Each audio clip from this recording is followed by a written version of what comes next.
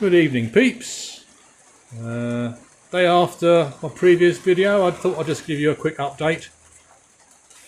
I have now cut out and roughly fitted the passenger window, so that's ready to be drilled and fitted. However, I found a slight issue. When you've been building a car for so long, you forget what you've done, but more importantly, you forget what you haven't done. When I made this carbon fibre roof, I have obviously included a lip for the door to sit on, which obviously stops there.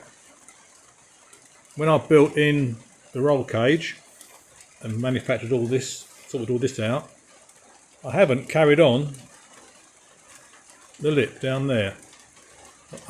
So it's about a bit in the breeze.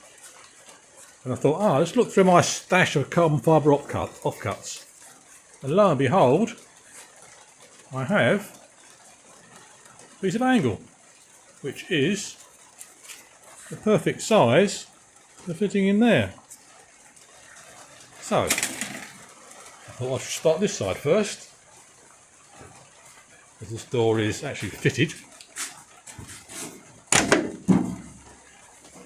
And there we go.